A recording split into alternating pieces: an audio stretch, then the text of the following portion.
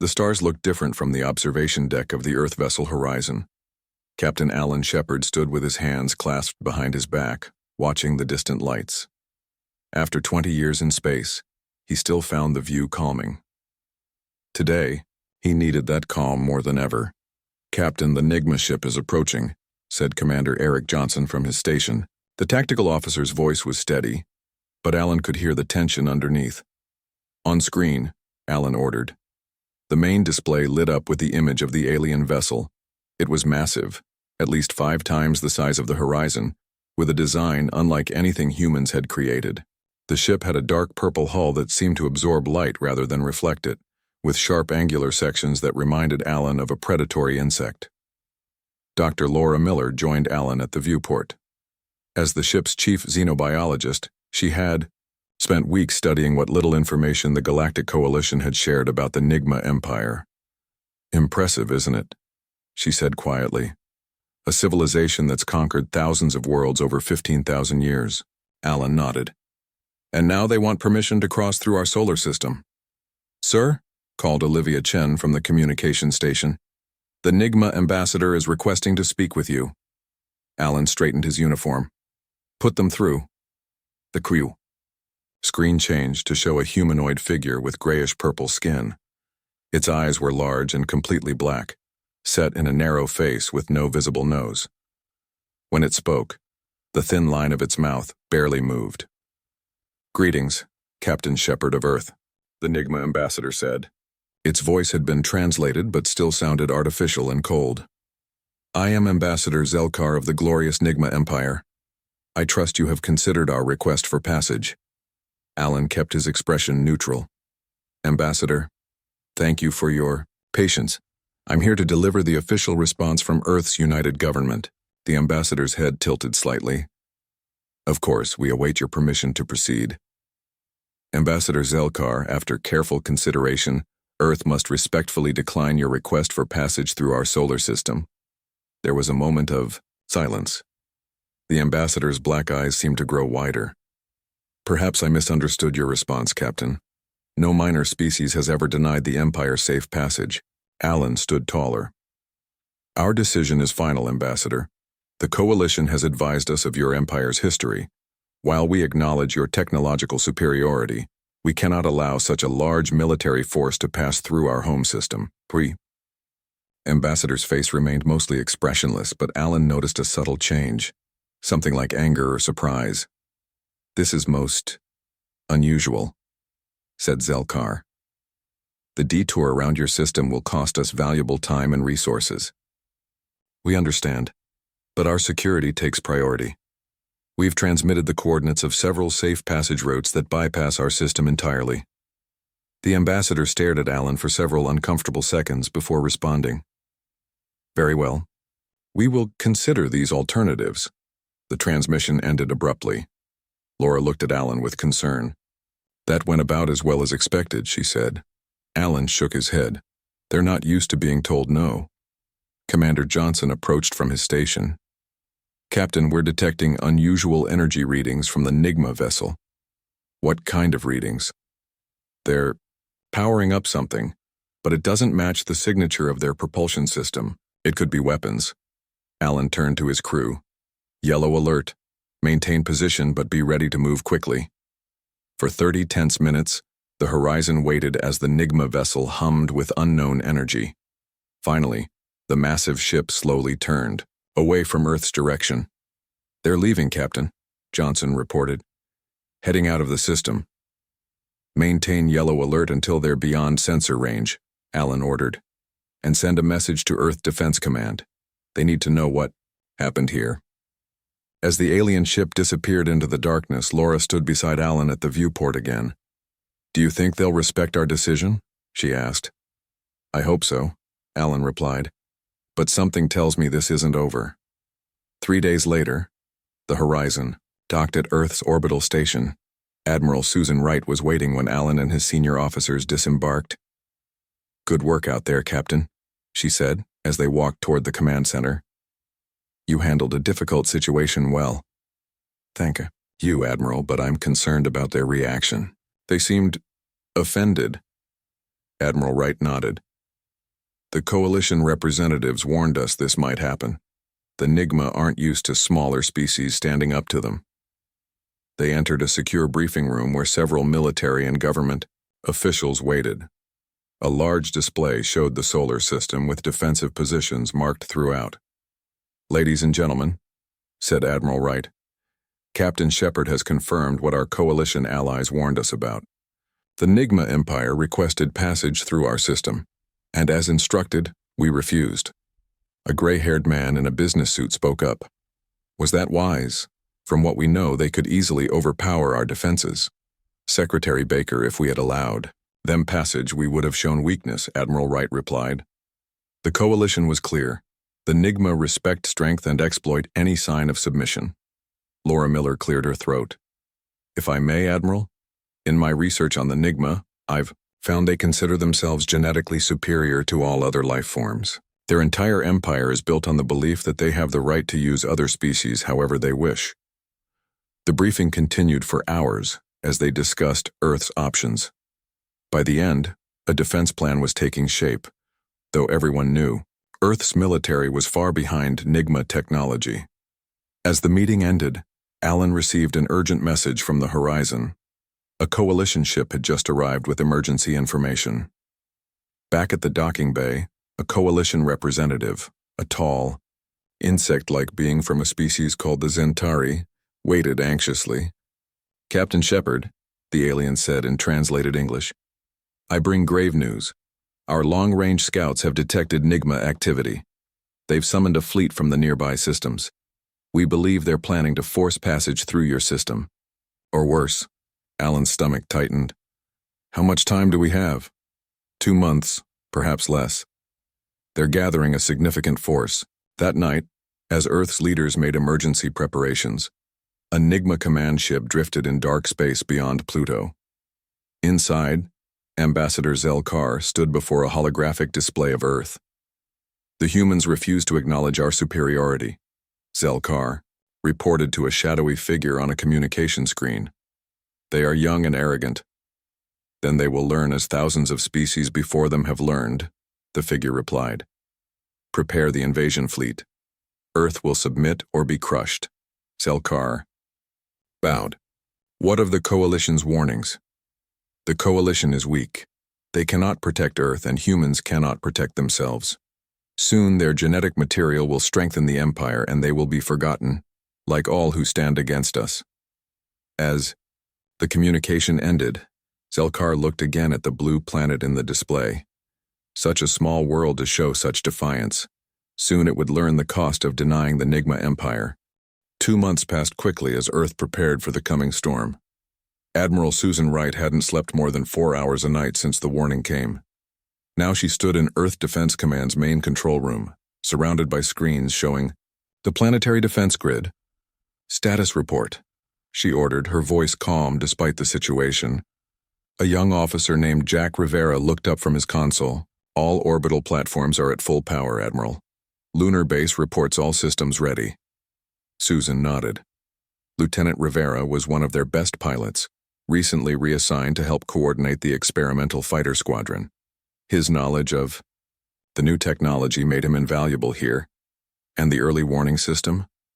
"Working perfectly," said Olivia Chen from her communications station. "We'll know the moment they enter the outer system." Susan walked to the large central display. Earth glowed blue and green, surrounded by layers of defensive positions marked in yellow and red. It looked impressive, but she knew the truth. They were painfully outmatched. "Admiral," Olivia suddenly called out, her voice tight. Multiple objects just appeared near Neptune's orbit. Energy signatures match NIGMA vessels. The room fell silent. The moment they had prepared for had arrived. "How many?" Susan asked. "Initial count shows 27 large vessels and over 100 smaller craft." Susan took a deep breath. "Send the alert. All stations to battle positions. And get me a direct line to the lead NIGMA ship." Throughout Earth, warning sirens began to sound. In cities across the planet, civilians moved to underground shelters. On military bases, soldiers prepared for the possibility of ground invasion. In orbit, Defense platform crews manned their stations. On the main screen, a familiar face appeared. It was NIGMA Commander Vexlar, his purple-gray skin and black eyes similar to Ambassador Zelkar's, but with decorative scars marking his higher rank. "Attention Earth Forces," Vexlar said without greeting. "I am Commander Vexlar of the glorious NIGMA Empire. Your planet has shown disrespect to our kind by denying us passage. This cannot be allowed." Susan stepped forward. "This is Admiral, Right of Earth Defense Command. Your presence in our system is unwelcome and considered an act of aggression." Vexlar's expression didn't change. "You misunderstand, Admiral. This is not aggression. This is correction. The NIGMA Empire has ruled the stars for 15,000 years. Thousands of species have learned to accept our dominance. We are not one of those species," Susan replied firmly. "You have two choices," Vexlar continued as if she hadn't spoken. "Surrender immediately and accept your place within the Empire, or be conquered by force. You have 24 hours to decide." The screen went dark. Susan turned to her officers. "Well, that was direct. Get me the President and the Joint Chiefs. And I want all defense commanders on a secure line in 15 minutes. Jack approached her privately after the orders were given. "Admiral, request permission to rejoin my fighter squadron." Susan studied the young lieutenant. He had helped design the experimental shields now fitted to Earth's new fighters. "Granted, Lieutenant. Your expertise will be more valuable in the cockpit now. Good hunting." 23 hours later, the command center was a hub of frantic activity. The President had delivered Earth's answer, a firm refusal to surrender. Now they waited for the NIGMA response. "Admiral," Olivia called out, "the NIGMA fleet is moving. They're heading toward Mars at high speed." Susan nodded grimly. "Right on schedule. Inform all stations. Prepare for imminent engagement." In space, the NIGMA fleet approached with terrible grace. Their ships moved in perfect formation, the purple-black hulls absorbing sunlight like hungry shadows. Lieutenant Jack Rivera sat in the cockpit of his fighter, one of 30 in the experimental squadron hidden behind Earth's moon. His heart pounded as he watched the tactical display. "Remember your training," said the squadron leader through the comm. "Their shields are strongest at the front. Attack, patterns Delta and Echo. Focus on their engine sections." Jack checked his systems one final time. The reverse-engineered shield technology they were using was untested in real combat. It might give them an edge, or fail completely. The first shots of the battle flashed across space as the NIGMA ships came within range of Mars Defense Station. Bright energy beams lanced out from the human outpost, only to splash harmlessly against the alien shields. The NIGMA response was devastating. A single blast from the lead ship reduced the Mars station to fragments. In the command center, Susan watched with a grim expression as the first line of defense was obliterated. "They're more powerful than we expected," she said quietly. Then louder, "Activate Phase 2, deploy the orbital platforms." Earth's orbital defense platforms began firing as the NIGMA fleet approached the moon. This time, the coordinated barrage seemed to have some effect, slowing several smaller NIGMA vessels. Commander Vexlar watched from his command chair as the human defenses engaged.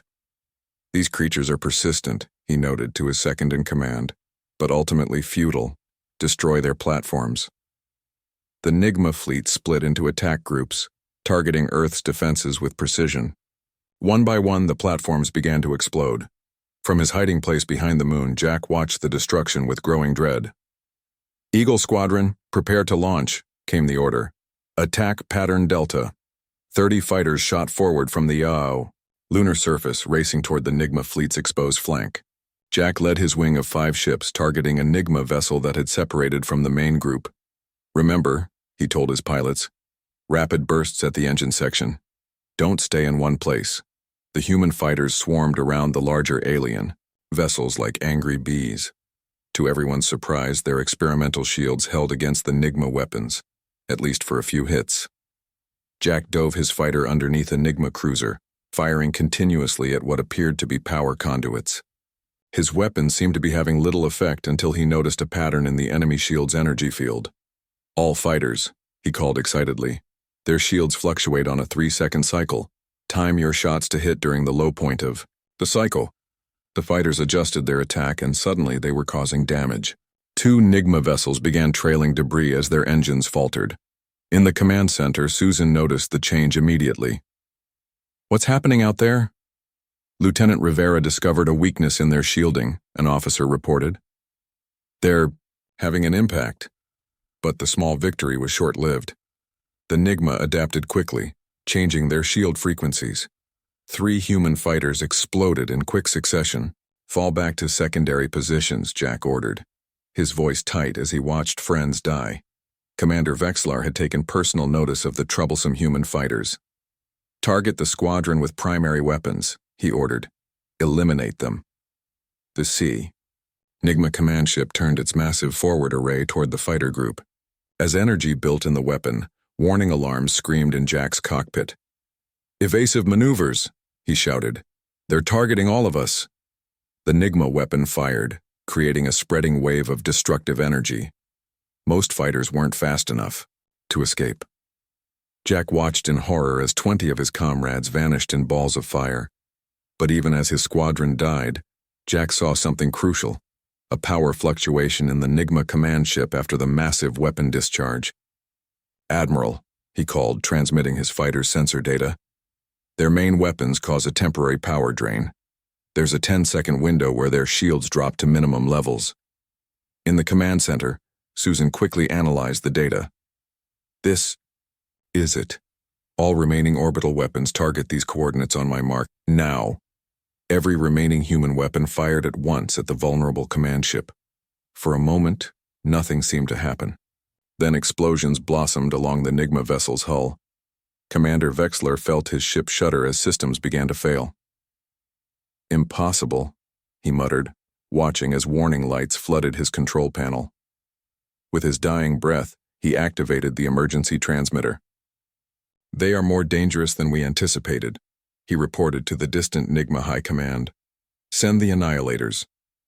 His message sent, the command ship erupted in a massive explosion that damaged 2 nearby NIGMA vessels. The remaining NIGMA fleet, suddenly without leadership, pulled back to regroup. In Earth's command center, a brief cheer went up as they watched the enemy retreat. But Admiral Susan Wright didn't join in the celebration. She knew this was only the beginning. The Grand Hall of the Galactic Coalition headquarters buzzed with nervous energy. Representatives from over 50 alien species filled the circular chamber, their voices a mix of different languages, all translated through small devices worn by each delegate. Ambassador Samantha Boyd stood at the center of the room. Her blue diplomatic uniform was wrinkled after days of emergency meetings. Dark circles under her eyes showed her exhaustion, but her voice remained strong as she addressed the Coalition Council. "Distinguished representatives," she said, looking around the chamber. "For the past week, Earth has been under direct attack by the NIGMA Empire.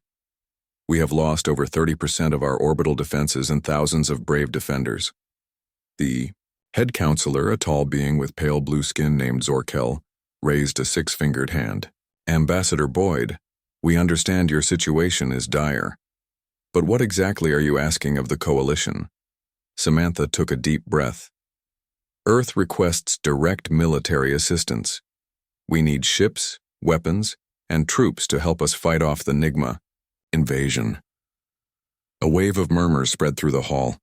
Many representatives shook their heads or made gestures that translated as discomfort or refusal. "What you ask is problematic," said Zorkel. "The Coalition has never directly engaged the NIGMA Empire in war.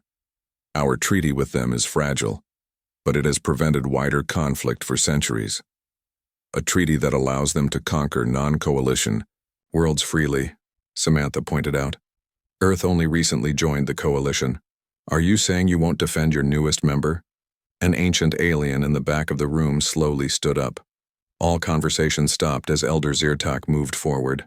The oldest living member of the Coalition Council, Zyrtak belonged to a species that had fought the NIGMA thousands of years ago.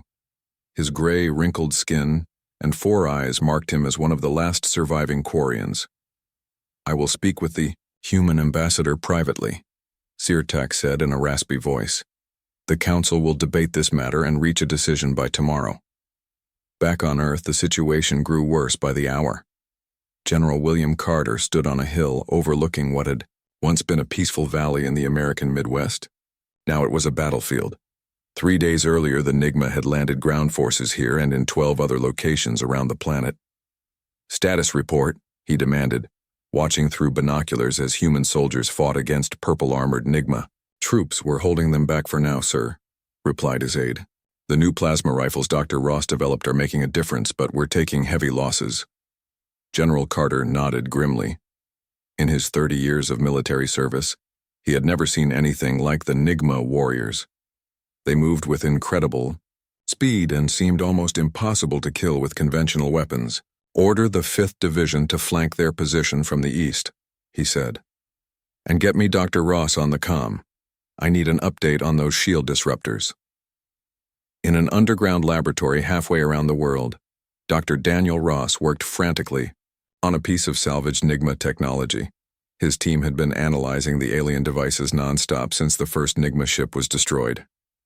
"Try it now," he told his assistant, wiping sweat from his forehead. The assistant activated the modified device. For a moment, it hummed with energy, then sparked and went dead. "Still not stable," Dr. Ross muttered. "We're missing something fundamental about how their power systems work." His communication device beeped. It was General Carter requesting an update. "General, we're making progress, but it's slow," Dr. Ross reported. "Their technology is at least a century beyond ours, maybe more." "We don't have time for slow progress, Doctor," Carter replied. "The NIGMA are pushing forward on all fronts. We need a breakthrough." On the Coalition planet Nexus, Ambassador Boyd sat across from Elder Zyrtak in a small, dimly lit room. The ancient alien studied her with all 4 of his eyes. "You are very brave to stand before the council as you did," he said finally. "But bravery may not be enough to save your world." "Then help us," Samantha pleaded. "You fought the NIGMA before.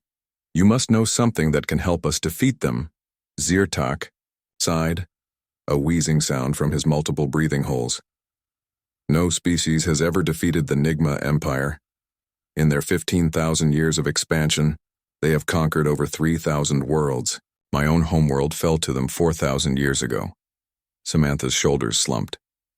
"Then you're saying Earth is doomed?" "I did not say that," Zyrtak replied. "I merely stated historical fact. However, there is something different about humans, something I have observed." He leaned forward, lowering his voice. "The NIGMA Empire grows by harvesting genetic material from conquered species. They incorporate useful traits into their own genome, becoming stronger with each world they conquer." "They're absorbing other species?" "Yes, it is why they are so powerful, so adaptable. But this is not widely known in the Coalition. Many here fear the NIGMA, but do not understand why they conquer." Samantha felt sick. "So Earth is just another genetic harvest for them?" "Perhaps. But the NIGMA have never encountered humans before. Your species has unique qualities: adaptability, creativity, remarkable aggression when threatened. These traits interest the NIGMA greatly." The next day, Samantha stood before the Coalition Council again. This time, their decision was clear. "The Coalition cannot provide military forces," Zorkel announced. "Such action would violate our non-aggression treaties and potentially bring the full might of the NIGMA Empire against all our worlds." Murmurs of agreement filled the chamber. Samantha felt despair rising within her. "However," Zorkel continued, "we will provide technological assistance. Weapons designs, shield specifications, and medical aid will be sent to Earth immediately." It wasn't nearly enough, but it was something. As the meeting ended, Elder Zyrtak approached Samantha quietly. "Meet me in Docking Bay 7 in 1 hour," he whispered. "I have information not authorized by the Council, information that might save your world." An hour later, Zyrtak handed Samantha a small data device. "This contains classified information about NIGMA physiology and technology. Their weaknesses are few, but they exist. Why are you helping us when the Council won't?" Samantha asked. Zyrtak's 4 eyes blinked slowly. Because 4,000 years ago my people surrendered without a fight, believing cooperation would save us. We were wrong. Now only a few dozen Quarians remain living in exile. If humans fall the same way, something valuable will be lost from our galaxy. As Samantha prepared to return to Earth with the Coalition's limited aid and Zyrtak's secret information, alarming news arrived from the human homeworld. Admiral Wright's message was brief and terrifying. The NIGMA have deployed their Annihilator fleet. Planet-killing weapons are now approaching Earth. Return immediately. In space near Mars, 5 massive NIGMA vessels moved slowly toward Earth. Each was 3 times the size of normal NIGMA warships, with enormous energy cannons capable of cracking a planet's crust. Grand Admiral Kavor, Supreme Commander of all NIGMA forces, watched Earth grow larger on his view screen. Unlike other NIGMA, his skin was nearly black, covered in ceremonial scars marking thousands of victories. The humans have fought well, he commented to his officers. Better than any species in recent memory. Their genetic material will make valuable additions to our own. He gestured to the weapons officer. Begin charging the Annihilators. Let us show them the price of defiance. Dr. Kate Wilson had not left the underground laboratory for 6 days. Coffee cups and empty food containers littered her workstation.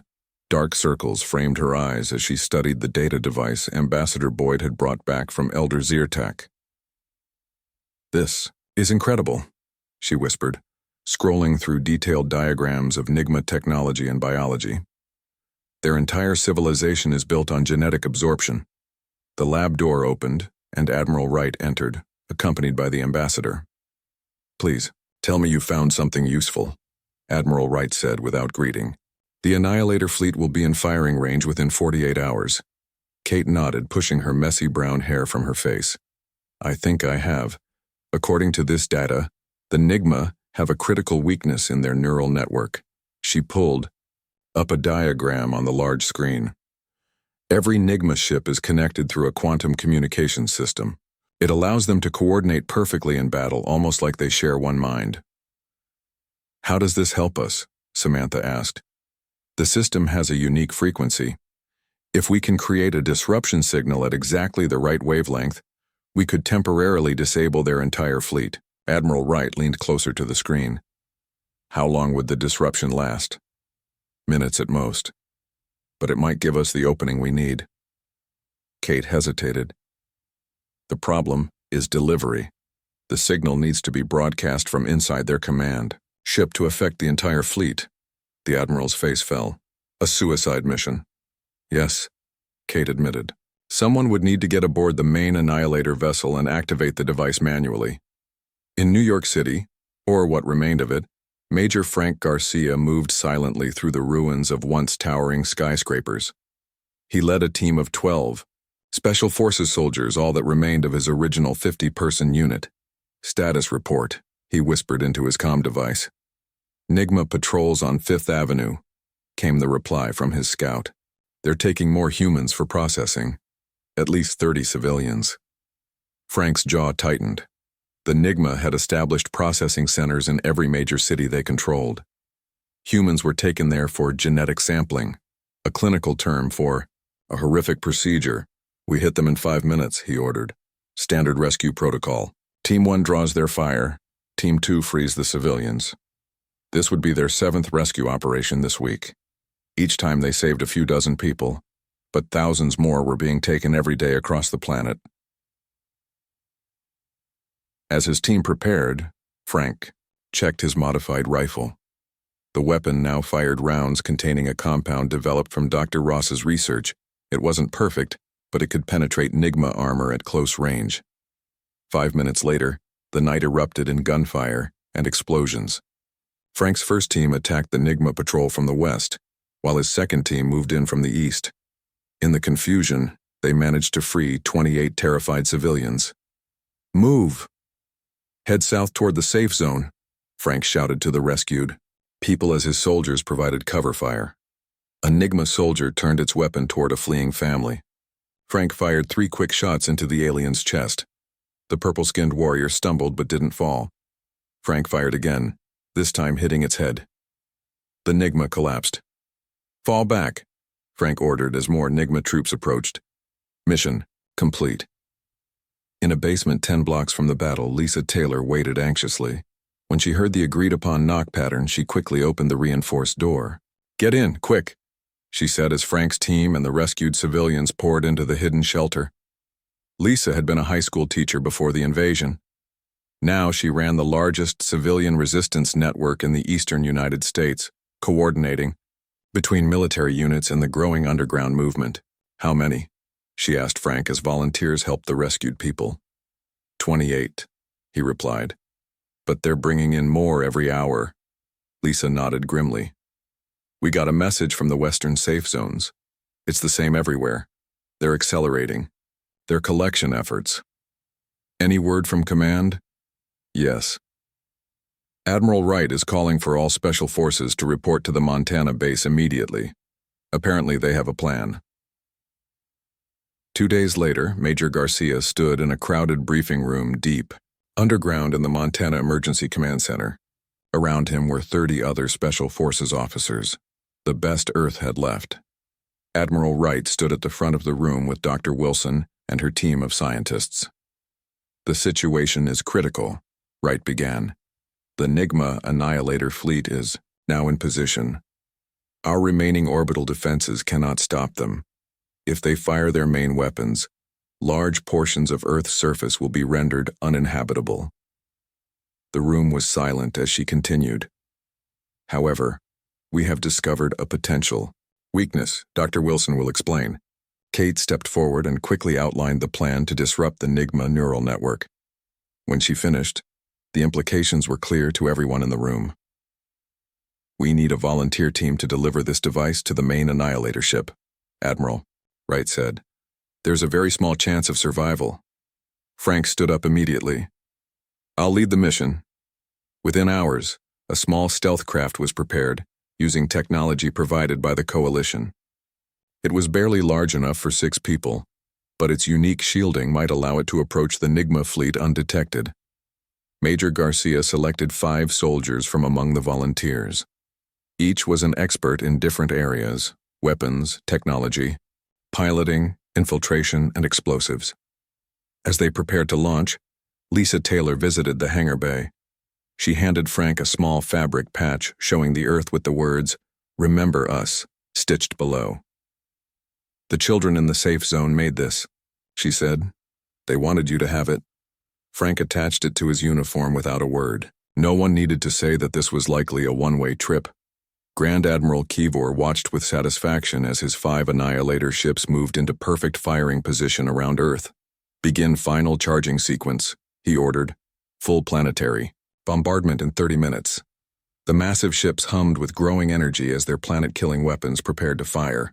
On Earth, people could see the glow of the charging weapons like new stars in the daytime sky. The human stealth ship approached from below the NIGMA fleet's position, using Mars to mask its approach. Inside, Frank and his team prepared their equipment. "Remember," he told them, "we need to reach the central command node. According to the schematics, it's 3 levels down from the main hangar bay."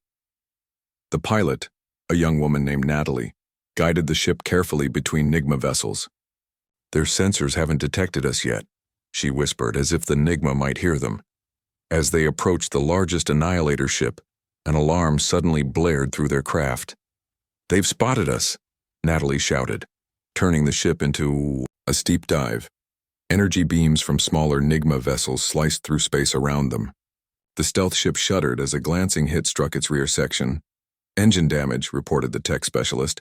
"We can still make it to the target, but we won't be flying out." Frank nodded grimly. "Stay on course, full speed." The ship accelerated toward the massive hangar bay of the main Annihilator. NIGMA defensive fire intensified, but Natalie's skilled piloting kept them alive until they crashed through the energy barrier protecting the hangar. The small craft skidded across the hangar floor, crashing into alien equipment before coming to a stop. NIGMA troops immediately began surrounding the damaged vessel. "Charges set," the explosives expert announced, placing the last detonator on the ship's power core. Frank checked the disruption device one final time. It was still intact. "Move out." We have 15 minutes to reach the command node. As his team exited the ship, weapons firing, the timer counted down. Behind them, the stealth craft exploded, taking dozens of NIGMA soldiers with it. In orbit above Earth, Admiral Wright watched through telescope feeds as flashes of light erupted from within the main Annihilator ship. "They made it in," she said quietly. "Now we wait." Inside the massive NIGMA Annihilator ship, Major Frank Garcia and his remaining team members fought their way through purple-lit corridors. 2 of his soldiers had already fallen, but the rest pushed forward with grim determination. 3 more, levels down, said the tech specialist, checking a small device that translated the alien ship's layout from Zyrtak's data. "We have 11 minutes before they fire the main weapons." NIGMA troops swarmed toward them from all directions. Their black eyes showed no fear, their movements precise and coordinated. Frank fired his modified rifle, taking down 2 aliens before ducking behind a corner. "They know where we're headed," he told his team. "They're concentrating forces between us and the command node." The explosives expert, a quiet woman named Rita, reached into her pack. "I can clear a path, but it'll use all our remaining charges." Frank nodded. "Do it. We only need to reach the center with the disruption device. Nothing else matters." While Rita prepared the explosives, Frank checked the small device Dr. Wilson had given him. It was surprisingly simple, a cylinder about the size of his forearm with a single activation button. According to Kate, once activated, it would send a pulse through the NIGMA neural network, temporarily disabling their entire fleet. "Ready," Rita announced. Frank looked at each of his remaining team members. "You all knew this was likely one way when you volunteered. Earth is counting on us." They moved forward as one. Rita's explosives blasted a hole through the NIGMA defenses, and the team charged through the chaos and smoke. More NIGMA troops fell, but so did another human soldier. Only Frank, Rita, and the tech specialist remained as they fought their way to the central command level. The ship shuddered around them as the planet-killer weapons reached maximum charge. 3 minutes, the tech specialist warned. They reached a massive door blocking access to the command node.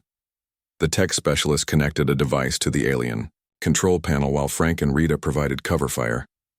"Almost got it," the tech specialist said as the door began to slide open. A NIGMA energy blast struck him directly in the chest. He collapsed, using his last breath to push the door fully open. "Go." Frank and Rita rushed through the opening into a vast chamber filled with pulsing purple light.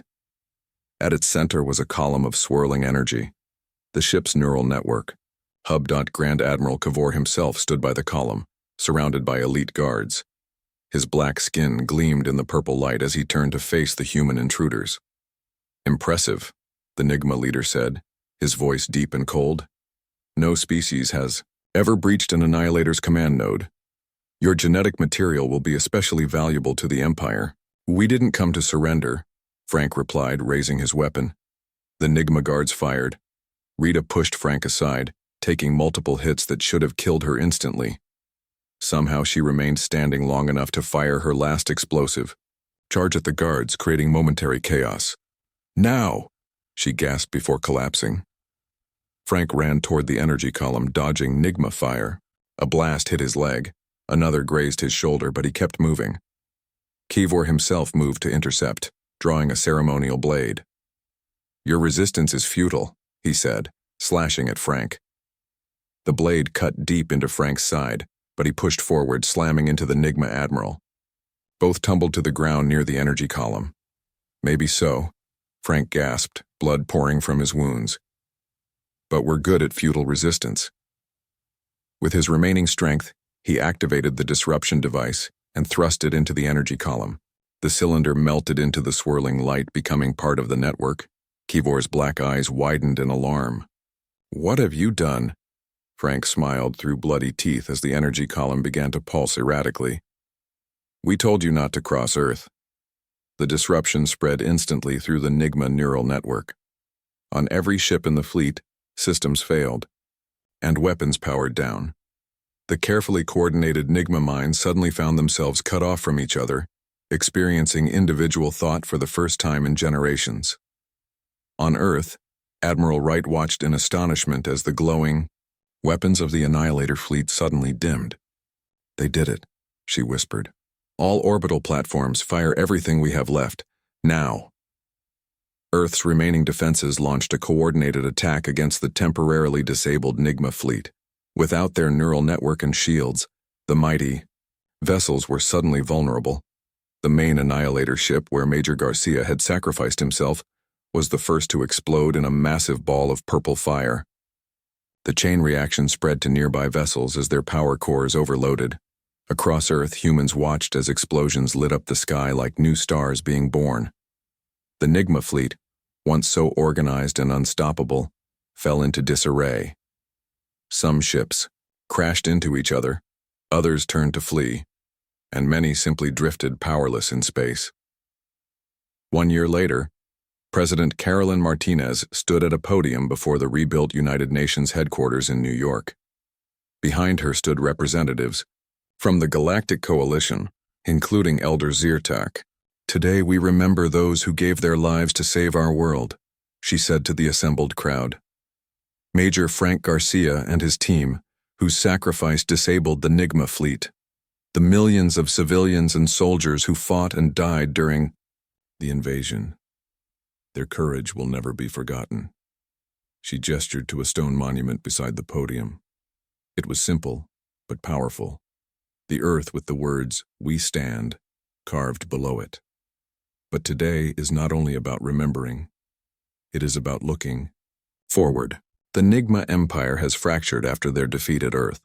For the first time in 15,000 years, their expansion has been stopped. Their belief in their genetic superiority has been shaken. Dr. Laura Miller, now the head of the new Xenobiology Institute, stepped to the podium next. Our research has discovered why the NIGMA were so interested in humanity, she explained. Human DNA contains certain sequences that are toxic to the NIGMA absorption process. When they attempted to incorporate human genetic material into their genome, it caused fatal cellular breakdown. She showed a diagram on the large screen behind her. Simply put, we are naturally poisonous to them. This is why they increased their efforts to capture humans. They were trying to find a way around this incompatibility. In orbit above Earth, Vice Admiral Ryan Phillips stood on the bridge of the Defender, Earth's newest spaceship built with a combination of human engineering and adapted alien technology. The vessel was the first of a new fleet designed to protect Earth and its allies. Status report, he ordered, looking out at the stars. All systems functioning perfectly, Admiral, replied his first officer. The coalition ships are ready to begin joint exercises. Ryan nodded with satisfaction. After the NIGMA defeat, the Galactic Coalition had changed dramatically. Earth was now considered a major power, and several previously neutral species had requested alliance with humans, impressed by their unexpected victory. On a distant world at the edge of former NIGMA space, a meeting took place between former NIGMA commanders. Civil war had erupted throughout their once mighty empire after the defeat at Earth. Different factions now fought for control, their belief in their genetic destiny shattered. The humans must be destroyed, insisted one faction leader. They are a threat to all we have built. Another raised his hand in disagreement. The humans defeated our greatest fleet. Perhaps we should learn from them instead of continuing this pointless conflict. The debate continued, but one thing was clear. The NIGMA Empire would never be the same. On the edge of Earth's solar system, a NIGMA scout ship appeared briefly. Its sensors scanned toward the inner planets, detecting the new human fleet and coalition vessels in orbit around Earth. After a moment of observation, the scout ship turned and disappeared back into deep space. The message was understood without words. Earth was no longer to be crossed.